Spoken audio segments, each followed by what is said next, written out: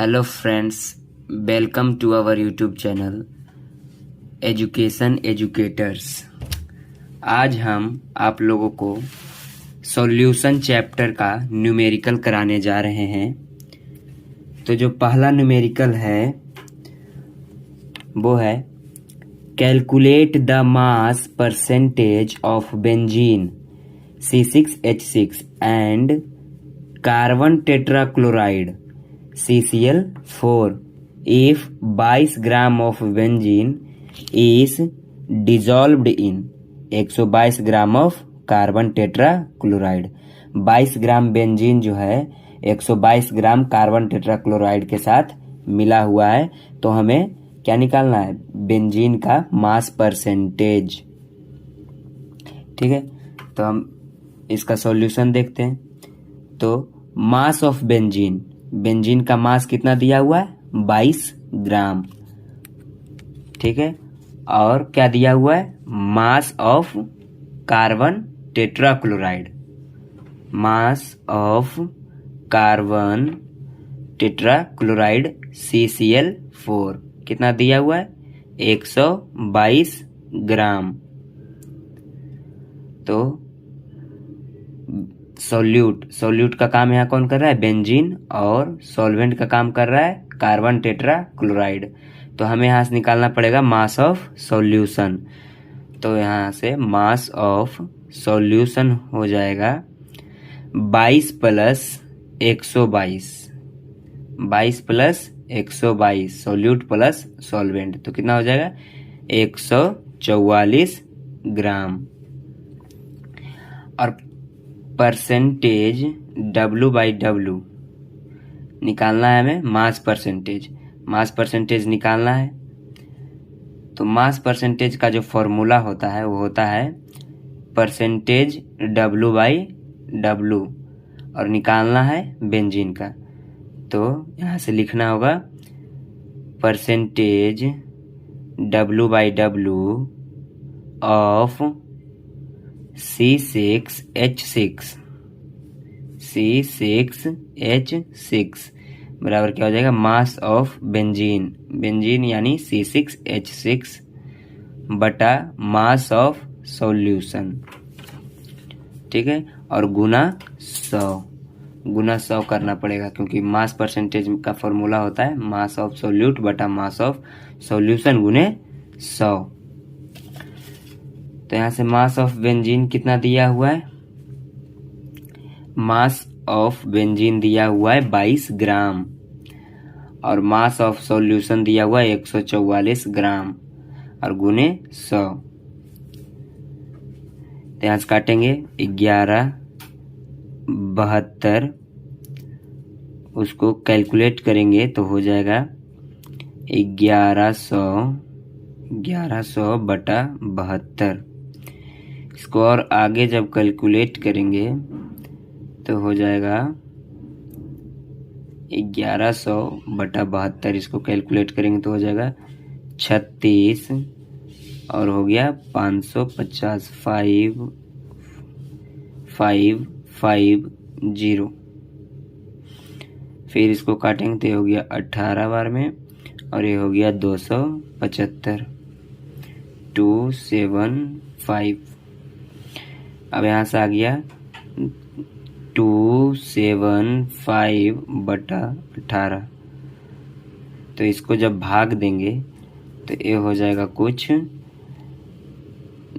275 बटा 18 को कैलकुलेट करेंगे तो हो जाएगा 15.27। अप्रॉक्स वैल्यू है, एक्यूरेट वैल्यू नहीं है, अप्रॉक्स वैल्यू है। 2 अंक तक, पॉइंट के 2 अंक तक हमने इसका मान लिया है।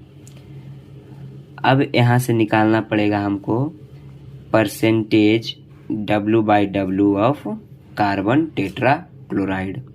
Percentage W/W of carbon tetrachloride CCl4।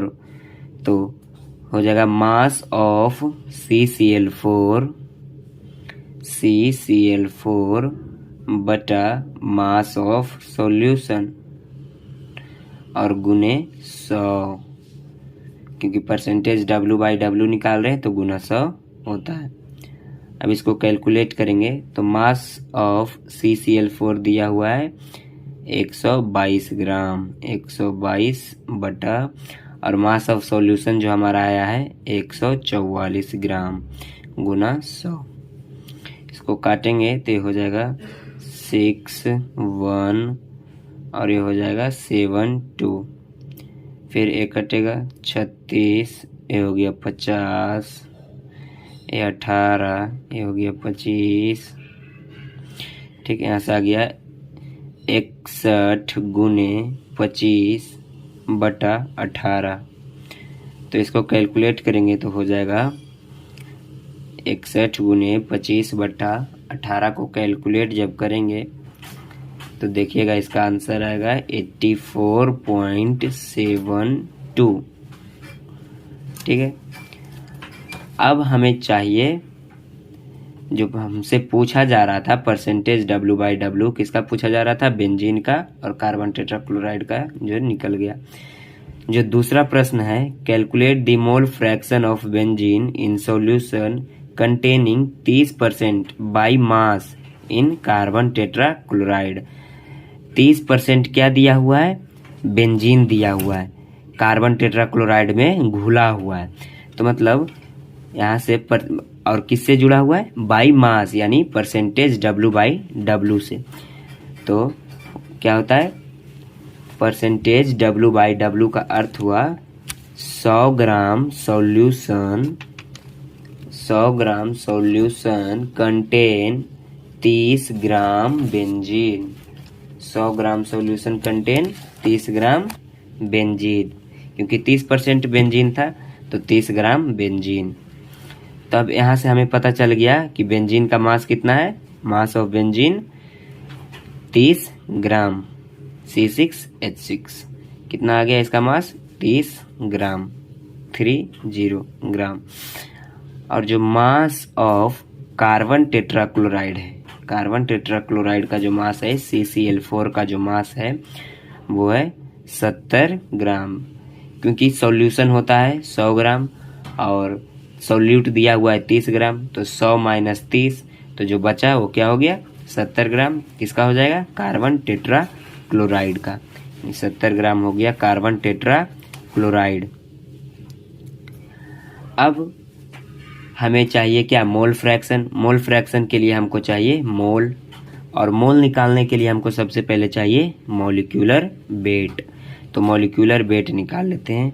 Molecular weight of C6H6 यानी N1, C6H6 निकाल लेते हैं। तो ये हो जाएगा कार्बन 6, तो 1 का 6 तो 6 का 72, 1 का 12 तो 6 का 72 प्लस अब हाइड्रोजन 6 हो गया कितना? 78 ग्राम प्रति मोल। और मॉलिक्यूलर वेट ऑफ CCl4 कितना हो जाएगा? 1 कार्बन का हो गया 12 प्लस क्लोरीन का होता है 35.5, 1 का 35.5 तो 4 का हो जाएगा 142, 142 कितना हो जाएगा? 154 ग्राम प्रति मोल। ठीक है। और जो अब मॉलिक्यूलर वेट निकल गया। अब यहाँ से हमको चाहिए मोल। तो मोल ऑफ C6H6 तो यानी N1, मोल ऑफ C6H6 यानी N1 कितना हो जाएगा? मास बटा मॉलिक्यूलर वेट। तो मास कितना है? मास दिया हुआ है 30 ग्राम, 30 बटा मॉलिक्यूलर वेट आ गया 78। ठीक है।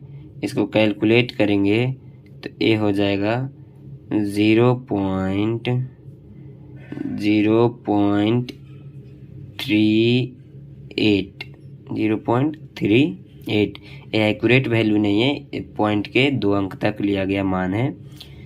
अब mole of CCl4 carbon tetrachloride का मोल निकाल लेते हैं, जो कि N2 बराबर हो जाएगा मास बटा मॉलिक्यूलर वेट। और मास दिया हुआ है हमारे पास कितना? 70 ग्राम, तो 70 ग्राम बटा और जो मॉलिक्यूलर वेट आया है वो है 154 ग्राम प्रति मोल। तो हो जाएगा भागा 154। इसको कैलकुलेट करेंगे तो ए आ जाएगा कुछ 0.45। ठीक, अब निकालना है हमें मोल फ्रैक्शन। तो मोल फ्रैक्शन क्या होता है? मोल ऑफ सोल्यूट बटा मोल ऑफ सॉल्यूशन। तो मोल फ्रैक्शन निकालना है बेंजीन का, तो मोल फ्रैक्शन ऑफ बेंजीन बराबर हो जाएगा मोल ऑफ बेंजीन बटा मोल ऑफ बेंजीन बटा मोल ऑफ सॉल्यूशन।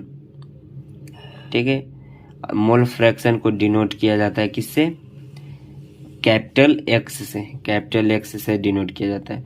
और उसके नीचे लिख देंगे जिसको निकालना है, तो निकालना है बेंजीन, तो C6H6। और मोल ऑफ बेंजीन हमारे पास आ गया है 0.38 और बटा मोल ऑफ सॉल्यूशन तो हमें दिया नहीं है, तो इसको हम निकालना पड़ेगा। तो सॉल्यूट का मोल जोड़ देंगे और सॉल्वेंट का मोल जोड़ देंगे, तो हो जाएगा 0.38 प्लस 0.45। ठीक है, तो ये आ जाएगा कुछ 0.38 बटा 0.83। सॉल्यूशन का कितना आ गया?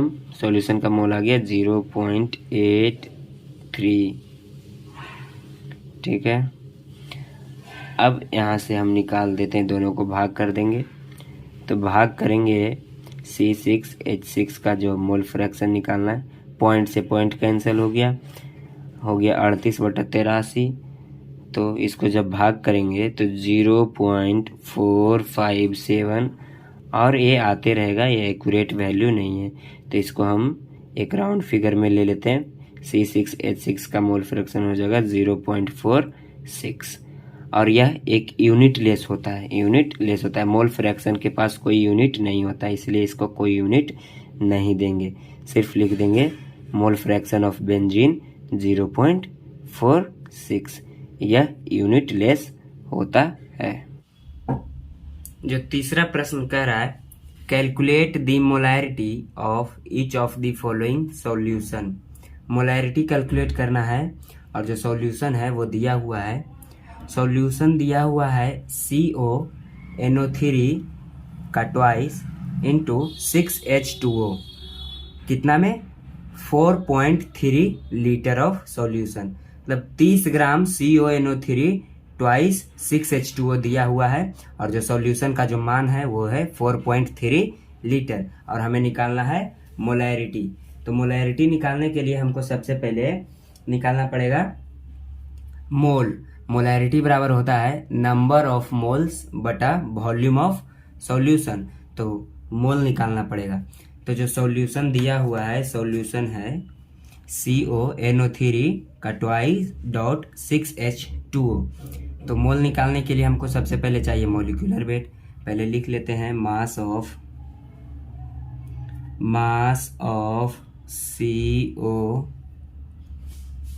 CONO3 ट्वाइस डॉट 6H2O कितना दिया हुआ है?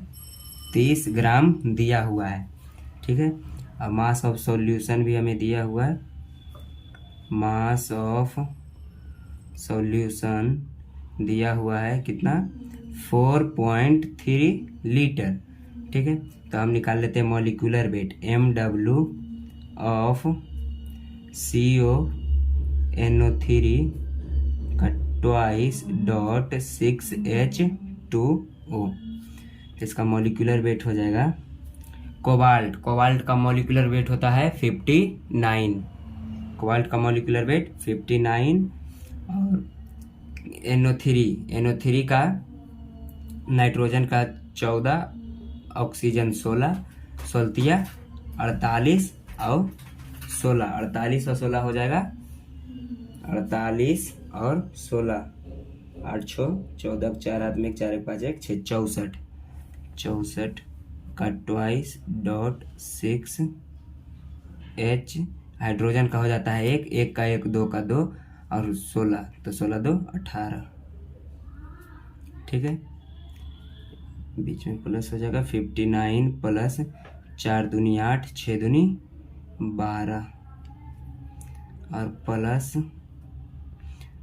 18 छक 78 से 108 कितना हो गया टोटल आ जाएगा 8 8 16 16 और 9 25 के 5 हाथ में 2 5 2 7 7 7 2 9 1 1 2 295 295 नहीं, यहाँ पे गलती हो गया। नाइट्रोजन का 14 और ऑक्सीजन 16 था, एक का 16 16 48 48 और 14 हो जाएगा 62 48 और 14 हो जाता है 62। ठीक है, 62 गुना 2 करेंगे तो हो जाएगा 124 124। अब इसको जोड़ देंगे तो हो जाएगा 9 4 13 13 और 8 21 21 का एक हाथ में हो गया 2 5 2 7 7 8 9 और 1 1 2 291 आ गया हमारा मॉलिक्यूलर वेट। अब मॉलिक्यूलर वेट निकल गया, अब इससे हम क्या निकाल देंगे मोल निकाल देते हैं। मोल ऑफ CONO3 का ट्वाइस डॉट 6H2O। तो इसका जो मोल हो जाएगा क्या होता है, मोल बराबर मास बटा मॉलिक्यूलर वेट, मास बटा मॉलिक्यूलर वेट। तो मास कितना है इसका दिया हुआ, CONO3 का दिया हुआ है 30 ग्राम और बटा मॉलिक्यूलर वेट है, इसका मॉलिक्यूलर वेट दिया आ गया है 291। ये आ गया इसका मोल। ठीक है, अब मोल निकल गया। अब यहां से निकाल देते हैं मोलैरिटी।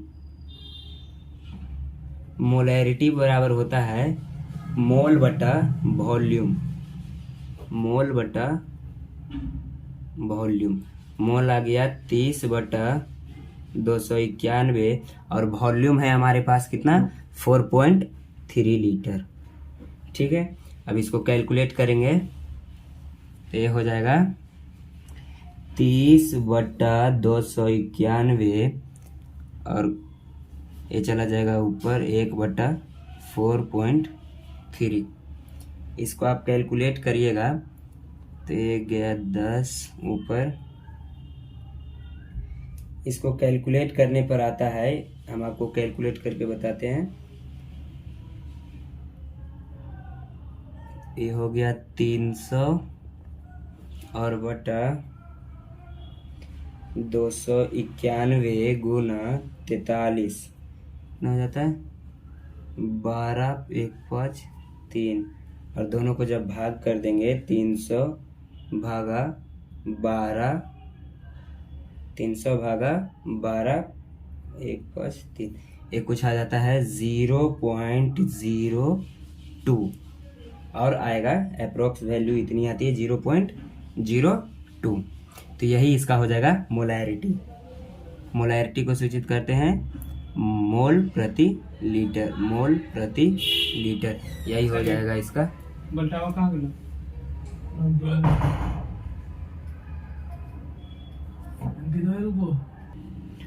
3 का जो दूसरा प्रश्न है वो है 30 ml 0.5 मोलैरिटी और जो सॉल्यूशन है H2SO4 डाइल्यूटेड टू 500 मिलीलीटर। मतलब H2SO4 में H2SO4 को डाइल्यूट किया गया है, तनु किया गया है, इसका जो कंसंट्रेशन है इसको कम किया गया है। कहाँ तक कम किया गया है, 500 मिलीलीटर तक। पहले था 30 मिलीलीटर, अब किया गया है 500 मिलीलीटर। तो इसके लिए एक फॉर्मूला है, जो फॉर्मूला है वो आपको हम बताते हैं। जो फॉर्मूला है डाइल्यूटेड सॉल्यूशन के लिए M1 into V1 is equal to M2 into V2। M1 क्या है, मोलैरिटी, पहले बिलियन के लिए मोलैरिटी, और V1 क्या है, पहले बिलियन के लिए वॉल्यूम, और M2 क्या है, डाइल्यूट करने के बाद, मतलब उसको तनु करने के बाद जो मोलैरिटी आता है और जो वॉल्यूम आता है, जो वॉल्यूम दिया हुआ है तनु करने के बाद, वो हो गया V2। अब इसका इसमें हम मान पुट कर देंगे तो ये हो जाएगा कुछ मोलैरिटी। तो पहले का मोलैरिटी दिया हुआ है 0.5 और जो है वॉल्यूम है 30 मिलीलीटर। अगर जो हम यहाँ 30 मिलीलीटर यूज करेंगे तो जो V2 जो M2 आएगा वो किसके लिए आएगा, मिलीलीटर के लिए आएगा। तो यहाँ यूज लिख देते हैं 30 मिलीलीटर बराबर M2 हमको निकालना है, क्या निकालना है, मोलैरिटी हमको निकालना है। और जो V2 दिया हुआ है कितना दिया हुआ है, 500 मिलीलीटर। ठीक है, इसको हम सॉल्व कर देते हैं तो M2 बराबर हो जाएगा 0.5 गुना 30 और बटा 500, ये हो जाएगा 10, 1 शून्य से 1 शून्य कट गया, 5 एकम 5, 100, यानी M2 बराबर आ गया 3/100 बराबर आ गया 0.03 मोलैरिटी। मतलब तनु करने के बाद उसका जो थी हो गया 0.03 मोलैरिटी हो गया। पहले था 0.5, अब उसमें अगर 500 मिलीलीटर उसका सॉल्यूशन कर दिया गया तो हो गया उसका मोलैरिटी 0.03। ठीक है, जो चौथा प्रश्न है वो कह रहा है calculate the mass of urea.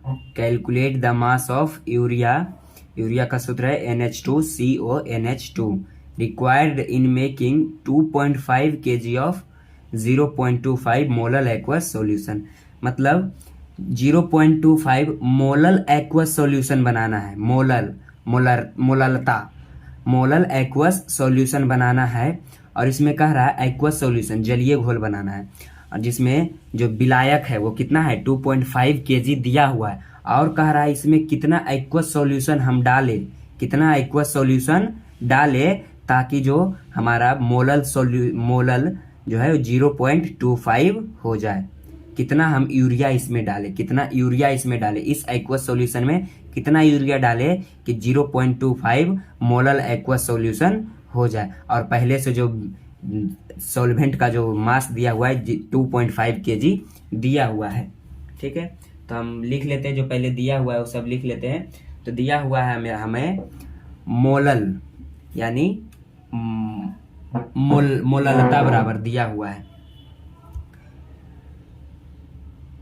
Molality MOLA, molality बराबर दिया हुआ है 0.25।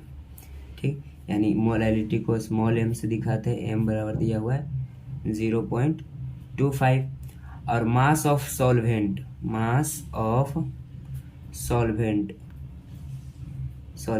एक्वस सॉल्यूशन कर रहा है। एक्वस सॉल्यूशन में ज़्यादातर H2O ही आता है। ठीक है, तो H2O का जो मास दिया हुआ है कितना दिया हुआ है 2.5 kg। ठीक है, और हमसे पूछ रहा है यूरिया का मास कितना होगा, ताकि यूरिया का मास और ये जल का मास दोनों को मिला दिया जाए तो जो मोलल एक्वस सॉल्यूशन है वो आ जाए 0.25। ठीक है, तो हमको यूरिया का मास निकालना है। तो हम जानते हैं मोलैलिटी बराबर होता है mass of solute, mole of solute और बटा होता है mass of solvent, SOLVENT, mass of solvent.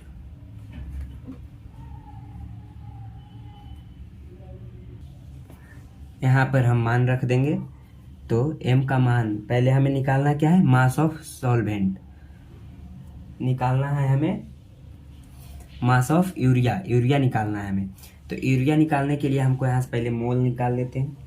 मोल बराबर क्या होता है, मोल इसको क्रॉस मल्टीप्लिकेशन कर देंगे तो मोल बराबर हो जाएगा molality Guna mass of solvent.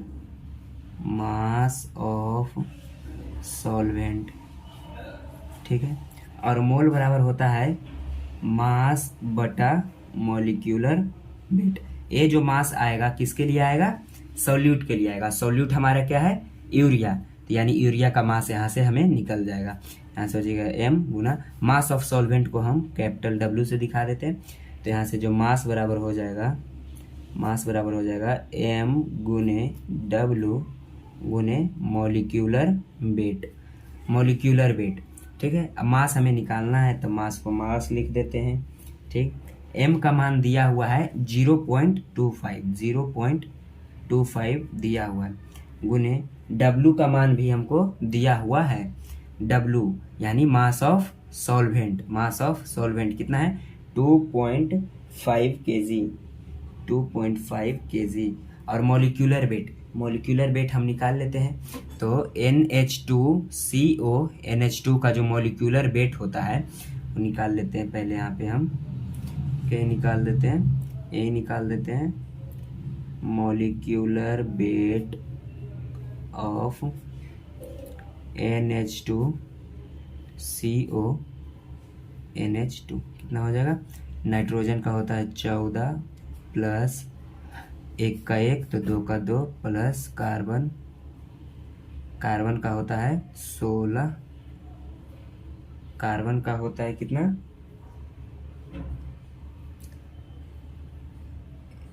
Carbon का 12 होता है। ठीक है, कार्बन का 12 प्लस ऑक्सीजन का कितना होता है, ऑक्सीजन का होता है 16। ठीक है, प्लस नाइट्रोजन का 14 प्लस हाइड्रोजन का यहाँ हो गया 2। टोटल आ जाएगा कितना, इसका टोटल आ जाएगा मॉलिक्यूलर वेट, जोड़ देते हैं 4 2 6 6 2 8 8 2 10 10 6 14 14 10 6 16 16 4 20 1 2 3 4 5 6 यानी आ गया कितना 60 गुना 60 कर देते हैं। ठीक है, यही हो गया हमारा क्या मास। अब इसको और कैलकुलेट कर देते हैं तो मास बराबर हो जाएगा, ये आ गया 100, ये आ गया 10, इससे यह कैंसिल हो गया, 25 चौके 100, ये हो गया 2, ये हो गया 3, कितना आ गया यहाँ से 25 या 75/2, आंसर आ जाएगा 37.5 इतना। ठीक है, इतना मास बराबर आ गया 37.5।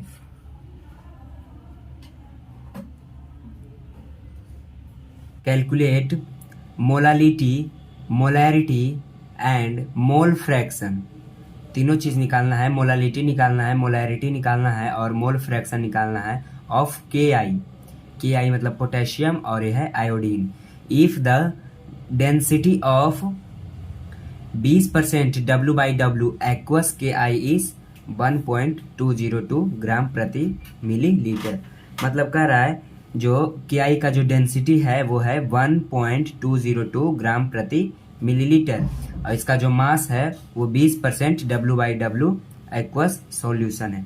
तो यहाँ से 20% W/W कहने का अर्थ है 100 ग्राम सॉल्यूशन कंटेन 20 ग्राम KI, मतलब 100 ग्राम सॉल्यूशन में क्या होगा 20 ग्राम KI रहेगा, 20% दिया हुआ है इसलिए 20% 20 ग्राम KI। तो मास ऑफ सॉल्यूशन क्या हो जाएगा 100 ग्राम, यहीं से लिखा हुआ है 100 ग्राम सॉल्यूशन, तो इसीलिए मास ऑफ सॉल्यूशन कितना हो गया 100 gram. Mass of KI 20% KI था तो 20 ग्राम। तो जो mass of H2O aqueous solution कह रहा है, एक्वस सॉल्यूशन मतलब जलीय घोल, तो जलीय घोल में H2O, तो H2O जो है उसका मास कितना हो जाएगा 20, 100 - 20 यानी 80 ग्राम हो गया। अब निकाल लेते हैं मॉलिक्यूलर वेट, क्योंकि मोलैरिटी निकालने के लिए हमको सबसे पहले चाहिए मॉलिक्यूलर वेट। ठीक है, तो मॉलिक्यूलर वेट निकाल लेते हैं। तो molecular weight of KI, potassium का होता है 39 और आयोडीन का होता है 127, दोनों को जोड़ देंगे तो हो जाएगा 166। और मॉलिक्यूलर वेट ऑफ H2O जल का मॉलिक्यूलर वेट तो हो गया हाइड्रोजन का 1 तो 1 का 1 तो 2 का हो गया 2 प्लस ऑक्सीजन का 16, 16 2 18। अब निकालना है हम सबको, पहले कह रहा है मोलालिटी निकालने के लिए, तो मोलालिटी को स्मॉल m से, तो मोलालिटी बराबर हो जाएगा W1 गुना 1000 बटा W2 गुना मॉलिक्यूलर वेट। क्योंकि यहाँ पर जो दिया गया है वो मास ऑफ सॉल्यूशन भी ग्राम में दिया गया है और KI का मास भी दिया गया है ग्राम में, इसलिए हम जो फॉर्मूला यूज कर रहे हैं मोलालिटी के लिए दोनों ग्राम वाला ही फॉर्मूला यूज कर रहे हैं। तो W1 गुना 1000 बटा W2 गुना मॉलिक्यूलर वेट, W1 क्या है, मास ऑफ सोल्यूट। तो मास ऑफ सोल्यूट क्या है, KI, तो KI का मास लिख दिया, गुना 1000 बटा W2 क्या है, मास ऑफ सॉल्वेंट। तो मास ऑफ सॉल्वेंट कितना है, 80, तो 80 लिख दिया, गुना मॉलिक्यूलर वेट। हम मॉलिक्यूलर वेट हम निकाल रहे हैं, मोलालिटी किसके लिए निकाल रहे हैं, KI के लिए निकाल रहे हैं। यहाँ यहीं पे लिखा हुआ है ऑफ KI, तो KI के लिए निकाल रहे हैं। तो KI का मॉलिक्यूलर वेट हमने लाया है 166। अब इसको जब सॉल्व करेंगे तो ये कुछ आ जाएगा 250 बटा 166। अब इसको दशमलव में लाने के बाद 1.5 समथिंग आता है, इसलिए हमने राउंड फिगर में 1.5 ले लिया। तो मोलालिटी कितना आ गया, 1.5। अब निकालना है मोलैरिटी, अब मोलैरिटी। तो मोलैरिटी निकालने के लिए यहाँ पे दिया हुआ है, मोलैरिटी का क्या होता है डिफिनेशन, कि मास ऑफ सोल्यूट या solvent by volume of solution. तो यहाँ तो वॉल्यूम दिया हुआ नहीं है प्रश्न में, तो क्या दिया हुआ है, डेंसिटी दिया हुआ है। तो यहीं लिख लेते हैं density of solution. Density of solution दिया हुआ है कितना, डेंसिटी ऑफ सॉल्यूशन दिया हुआ है 1.202 ग्राम प्रति मिलीलीटर। तो अब मोलालिटी का फॉर्मूला डेंसिटी के टर्म में, डेंसिटी जब दिया हुआ रहे तो मोलालिटी का फॉर्मूला होता है 10xd बटा मॉलिक्यूलर वेट, 10xd बटा मॉलिक्यूलर वेट, जहाँ पर x क्या है, तो x है जो निकाला जा रहा है मास ऑफ सोल्यूट। तो हो जाएगा 10 गुना x, यानी x mass of solute. Mass of solute कितना है, KI का मास कितना है, 20 ग्राम, तो इसलिए लिख दिया 20 गुना 1, D का मतलब है डेंसिटी, तो 1.202, ठीक। और बटा मॉलिक्यूलर वेट कितना आ गया, 166, ठीक है। अब यहाँ से इस पॉइंट को ऊपर हटाएंगे तो नीचे आ जाएगा 1000। इसको कैलकुलेट करेंगे तो कैलकुलेट करने के बाद आ जाएगा 1.44, यानी मोलैरिटी आ गया 1.44। अब निकालना है हमें मोल फ्रैक्शन। क्या निकालना है, मोल फ्रैक्शन। तो मोल फ्रैक्शन का फॉर्मूला होता है मास मोल ऑफ सोल्यूट बटा मोल ऑफ सॉल्यूशन। तो मोल ऑफ सोल्यूट, मोल को किससे डिनोट करते हैं, N से, और सोल्यूट क्या है, KI। हमारा सोल्यूट क्या दिया हुआ है, KI दिया हुआ है, KI। तो इस KI को यहाँ लिख देंगे, और बटा मोल ऑफ सॉल्यूशन। तो सॉल्यूशन का मोल हमें नहीं दिया गया है, लेकिन हमें पता है कि जो सॉल्यूशन का मोल निकालेंगे तो सोल्यूट का मोल, और ये हो गया सोल्यूट का मोल, और ये हो गया सॉल्वेंट का मोल। जब दोनों के मोल को हम जोड़ देंगे तो क्या मिल जाएगा, सॉल्यूशन का मोल। तो ये हो गया सॉल्यूशन का मोल। अब इसको आगे कैलकुलेट करेंगे तो मोल फ्रैक्शन को x से डिनोट किया जाता है, तो x KI बराबर हो गया। अब निकालना था हमें मोल, तो मोल बराबर क्या होता है, निकालना था मोल बराबर क्या होता है, मास बटा मॉलिक्यूलर वेट। तो KI का मास कितना दिया हुआ है, 20 ग्राम दिया हुआ है, KI का मास दिया हुआ है 20 ग्राम, और मॉलिक्यूलर वेट आ गया 166। तो यहीं पे लिख देंगे 20 बटा 166, और फिर से था KI का, तो 20 बटा 166। अब H2O जल का मास कितना दिया हुआ था, 80, और जल का मॉलिक्यूलर वेट कितना लाया हमने, 18। अब इसको हम लोग कैलकुलेट करेंगे तो ये आ जाएगा 20 बटा 166 को कैलकुलेट करेंगे तो 0.12, और 20 बटा 166 को कैलकुलेट किए 0.12, और 80 बटा 18 को कैलकुलेट करेंगे तो 4.44। अब इसको कैलकुलेट करेंगे तो 0.12, और इन दोनों को जोड़ेंगे तो 4.56, तो ये हो जाएगा 0.02। ये हो गया मोल फ्रैक्शन, ठीक है। अगला प्रश्न कह रहा है 4 ग्राम कास्टिक सोडा, और इसका मोलर मास दिया हुआ है। कास्टिक सोडा का मोलर मास कहने का अर्थ है इसका मॉलिक्यूलर वेट दिया हुआ है। मॉलिक्यूलर वेट कितना दिया हुआ है, 40 दिया है। इज डिजॉल्व्ड इन वाटर में उसको घुलाया गया है, and solution is made to 200 centimetre cube, और जो सॉल्यूशन बना है वो कितने का बना है, 200 सेंटीमीटर क्यूब का सॉल्यूशन बना है। 200 सेंटीमीटर क्यूब कहने का अर्थ है कि 200 millilitre, centimetre cube is equal to millilitre, मतलब 200 मिलीलीटर का सॉल्यूशन बना है। और निकालने के लिए कह रहा है calculate the molarity of solution, molarity निकालने के लिए कह रहा है। तो हम पहले लिख लेते हैं, जो जो दिया गया है वो हम लिख लेते हैं। तो mass of caustic soda, mass of caustic soda दिया गया है 4 gram. Molecular weight of caustic soda, यहाँ देख लीजिए मोलर मास दिया हुआ है, इसी मोलर मास को कहा जाता है मॉलिक्यूलर वेट। तो मॉलिक्यूलर वेट दिया हुआ है 40, ठीक है। और जो वॉल्यूम ऑफ सॉल्यूशन है कितना दिया हुआ है, 200 सेंटीमीटर क्यूब, 200 सेंटीमीटर क्यूब हमारा दिया हुआ है। तो 200 सेंटीमीटर क्यूब को बदल देंगे तो 200 मिलीमीटर, ठीक। और इस मिलीमीटर को लीटर में बदल देंगे, क्योंकि मोलैरिटी कहता है कि हमेशा जो वॉल्यूम होना चाहिए वो लीटर में होना चाहिए। तो इसको लीटर में बदल दिए तो यह गया 200/1000 यानी 1/5 लीटर। अब निकालेंगे यहाँ से मोल, मोल ऑफ कास्टिक सोडा। मोल बराबर क्या होता है, मास बटा मॉलिक्यूलर वेट। मास हमें पता है कितना दिया हुआ है, 4 ग्राम, 4 बटा मॉलिक्यूलर वेट भी यहाँ दिया हुआ था मोलर मास के रूप में, कितना दिया हुआ है 40। तो 4/40 यानी 1/10। अब मोलैरिटी, मोलैरिटी बराबर होता है मोल बटा वॉल्यूम। क्या होता है, मोल बटा वॉल्यूम। तो मोल तो दिया हुआ है 1/10, निकाले अभी है 1/10, और वॉल्यूम भी निकाले हैं 1/5 लीटर। इनको कैलकुलेट करेंगे तो आ जाएगा 1/2। 1/2 को लिख सकते हैं 0.5 मोल प्रति 0.5 मोल प्रति लीटर। ये हो गया मोलैरिटी, सॉल्यूशन का मोलैरिटी। और यह जो प्रश्न है बहुत ही ज़्यादा इम्पोर्टेंट है, क्योंकि यह 2021 में एक बार पूछा जा चुका है, ठीक है। अगले प्रश्न की ओर चलते हैं।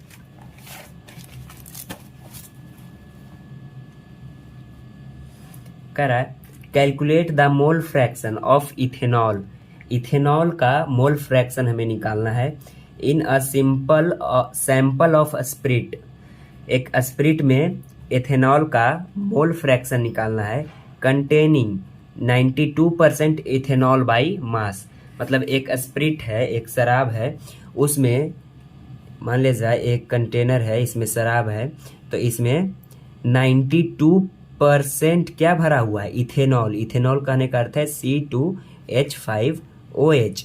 और जो यह सॉल्यूशन है ये कैसा है, स्प्रिट सॉल्यूशन है, SPRIT, स्प्रिट सॉल्यूशन है। स्प्रिट कहने का अर्थ है कि जिसमें अल्कोहल की मात्रा ज़्यादा हो, शराब की मात्रा ज़्यादा हो और पानी की मात्रा कम हो, उसे स्प्रिट कहते हैं। तो इसमें अल्कोहल की मात्रा कितना है, 92%। तो 92% यानी 92% ethanol by mass in a solution. इस सॉल्यूशन में क्या है, 92% इथेनॉल है। तो इथेनॉल का मास कितना हो जाएगा, मास ऑफ इथेनॉल C2H5OH कितना हो जाएगा, 92 ग्राम। अब सॉल्यूशन होता है 100 ग्राम का। सॉल्यूशन कितने ग्राम का होता है, 100 ग्राम का। और इथेनॉल कितना है, 92 ग्राम। तो मास ऑफ H2O, इसमें जो जल मिलाया गया होगा वो कितना मिलाया होगा, 8 ग्राम, ठीक है। अब इसमें 8 ग्राम जल है, 92 ग्राम इथेनॉल है। तो molecular weight of C2H5OH, C2H5 का मॉलिक्यूलर वेट निकाल देंगे।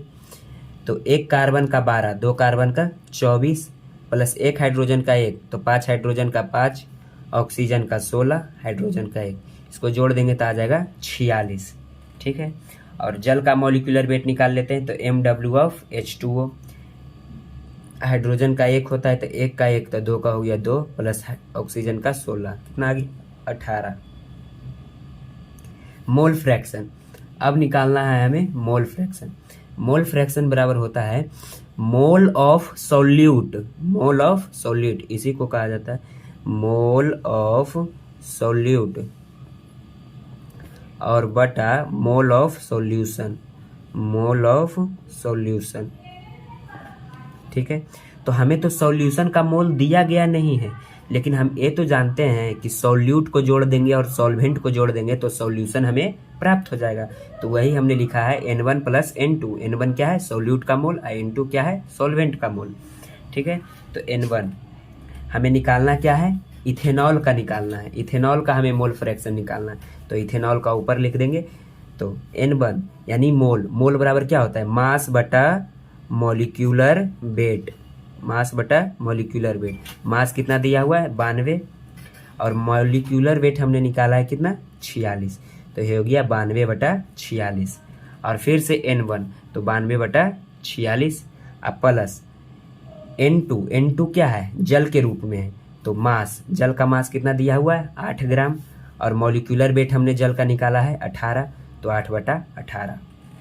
एक काटेंगे तो ये हो गया 2 बार में, इसको भी काटेंगे तो ये भी 2 बार में, प्लस इससे इसको भी 2 से कट के तो ये हो गया 4, ये हो गया 9, ऊपर आ गया 2 बटा नीचे 1 है, इन दोनों का एलसीएम लिए 9, एक बार में 9 दूनी 18 प्लस 4।